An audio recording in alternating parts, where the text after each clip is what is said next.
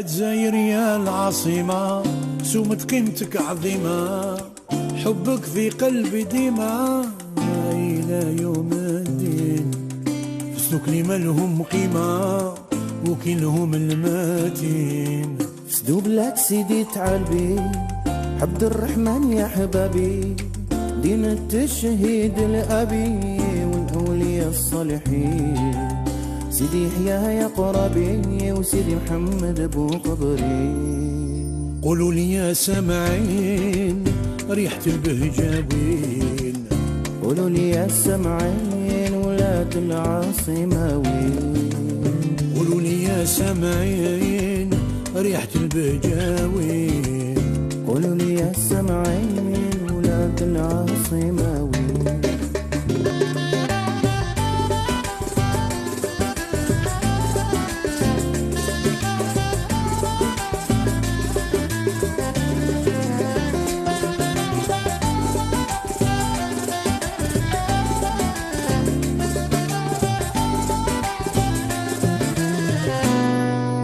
وين الصفاري والجلسات، وين الشياخ والمسمعات والتقديم بالزغرتات ونكاح البوزندين.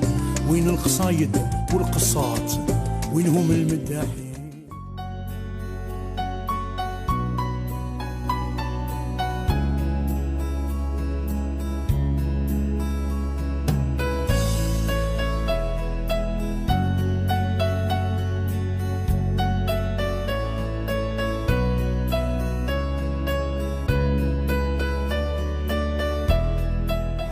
مشاهدي قناة شبابية عبر برنامج اكتيف باك تحرك لتؤثر، مرحبا بكم في عدد جديد.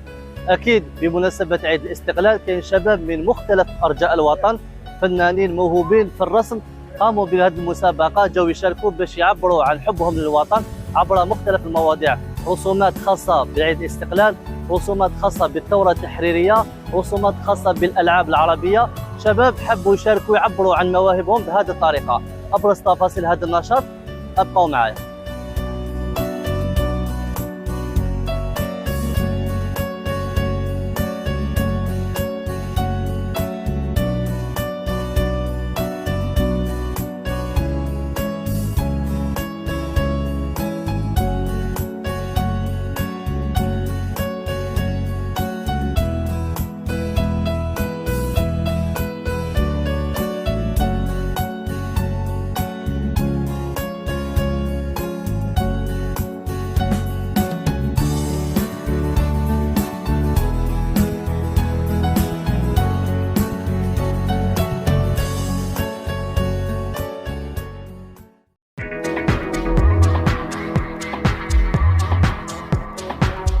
معك قاسم أنس عبد المؤمن من ولاية البويرة، رسام فنان تشكيلي للجرافيتي، اختصاصي جداريات على برا وعلى الداخل.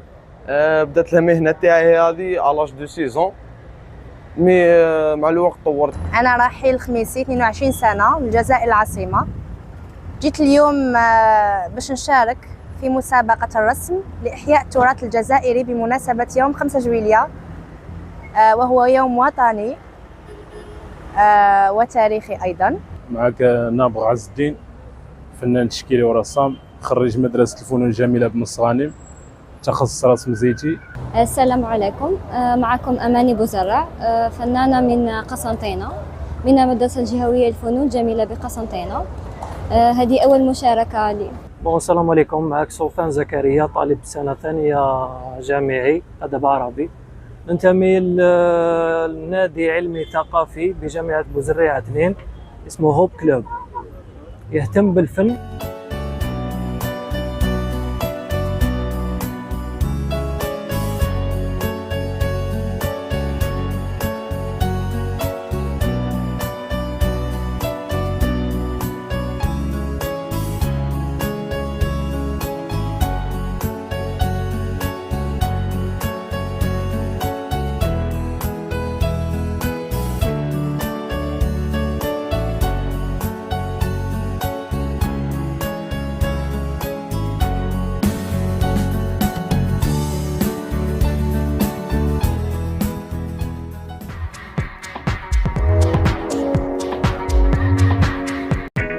اليوم رانا مشاركين في مسابقة الفن الجداريات المنظمة من طرف رابطة النشاطات والفنون التشكيلية بالجزائر.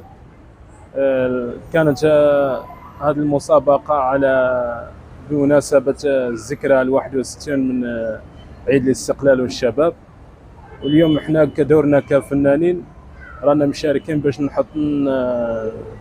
نحطوا البصمة نتاعنا الفنية. نحن هنا متواجدون من أجل إحياء التراث الجزائري التاريخي عن طريق الرسومات المختلفة من هواة وخريجي مؤسسات فنية. رانا هنا على حدث تاريخي وهو عيد استقلال الجزائر 5 جويي.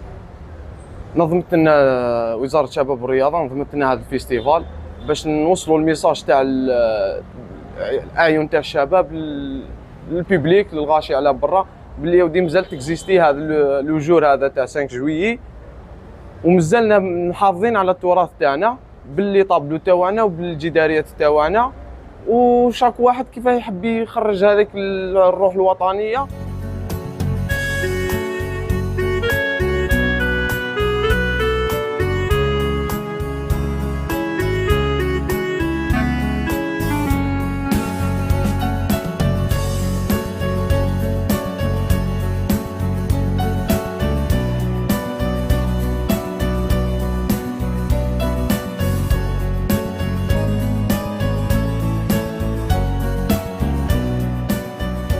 راني هنا باه نشارك في مسابقة الجداريات.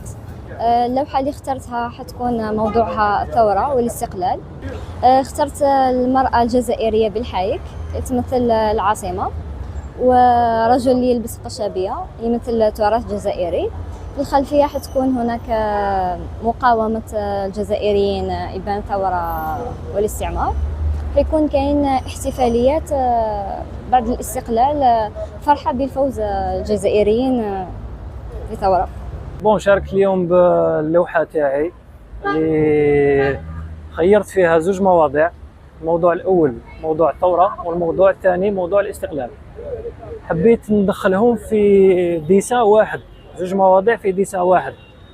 رسمت هذا الانسان اليد والرجل هذه اللي بانوا غارقين في بركه تاع وحل ولا بركه تاع ظلمه هكاك، ولا بالمنظور تاع شغل نشوفوا الانسان هذا بلي راهو داخل ومام طون خارج. معناتها شغل يامات كي دخلنا في الثوره شغل غرقنا، ابري جا الاستقلال الانسان هذا راهو خارج.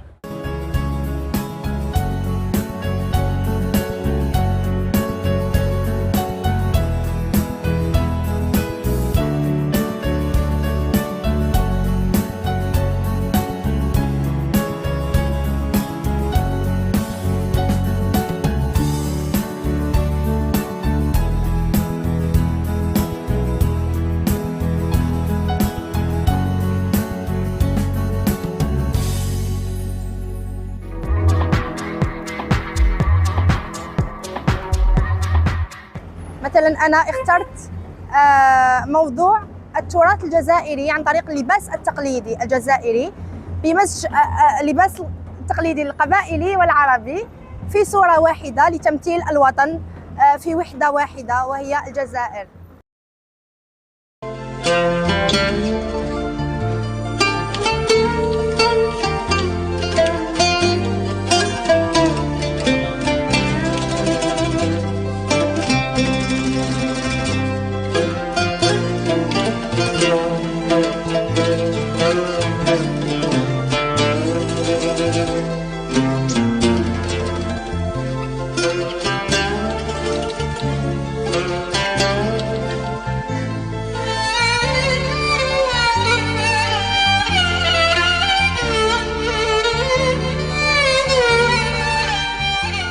في الختام بارك الله فيكم اللي جيتوا عندنا وتفكرتونا وجيتوا شفتوا الاعمال الفنيه تاعنا، باسكو هذه الحاجه هذه راهي شغل في فائده المجتمع، باسكو هذا يسموه الفن الراقي ولا شغل صناع الجمال.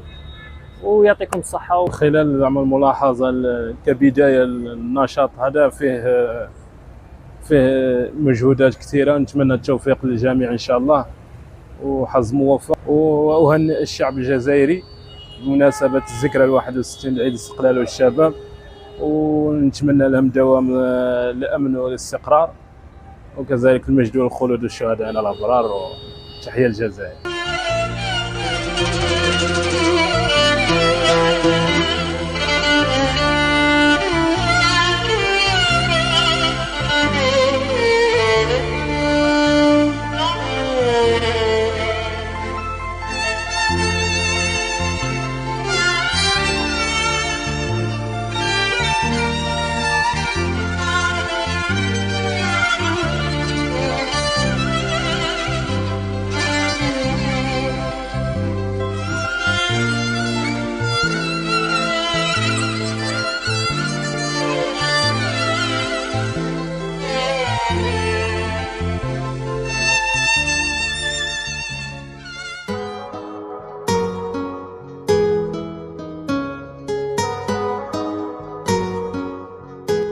مسابقة فن الجداريات لشباب تحت شعار الاستقلال بعيون الشباب.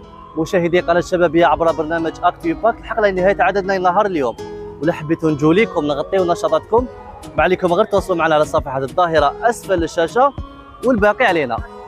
سلام.